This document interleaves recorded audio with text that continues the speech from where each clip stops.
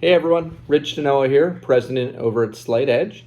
I just want to start this video off by taking an opportunity to say happy holidays to you, your family, your loved ones, and whoever it is that you're spending this holiday season with.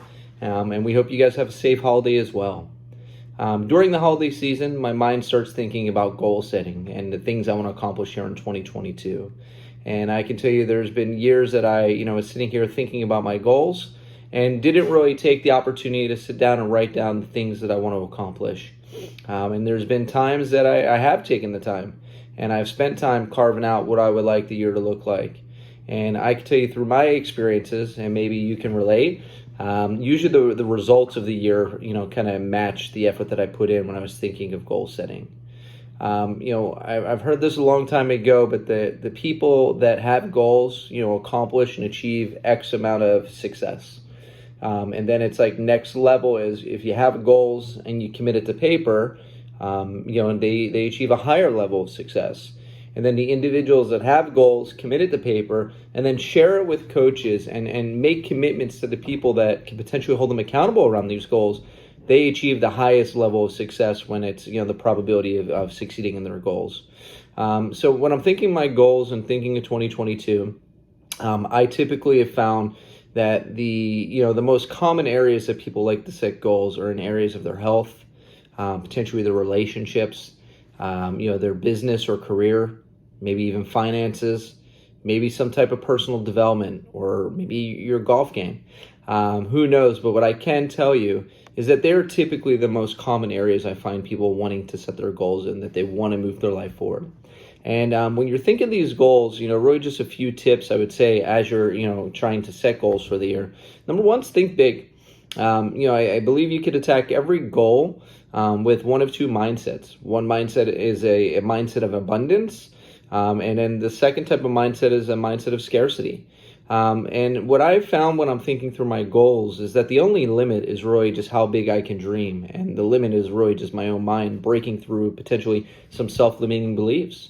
So understand that if you're not going to dream big, who's going to dream big for you? So set some big goals is, my first kind of pointer. The second thing I would say is get really specific.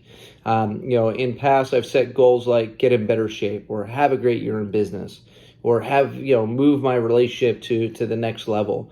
And where there are great goals in theory, you could probably accomplish more if you just got more specific with that goal. So if your goal is to get in great health, what does that mean to you?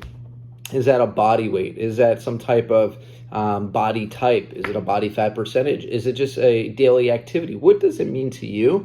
And get as specific as you can. If it's your career, what does that mean? Is it a certain level of money? How much money would you like to make? Where in your career would you like to be? What I found is when I think of the idea of being specific is if someone else looks at this, could they could really hold me accountable for that goal? That's when I know the goal is specific enough. The third thing I would say is attach some actions to it.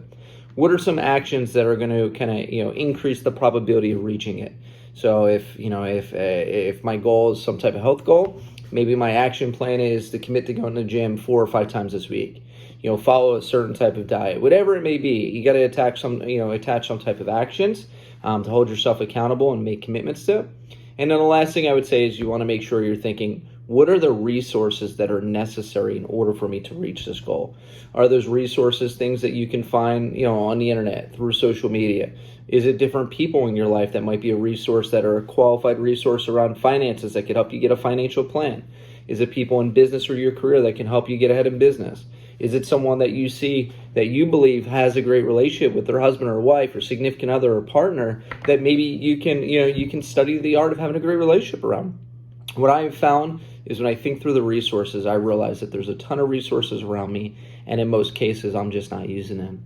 So I hope this helps as you're thinking through your goals for 2022. But I will tell you that the year is going to be as great as you believe it's going to be. So take some time, potentially set those goals, and we'll see you accomplishing big things here at Slight Edge.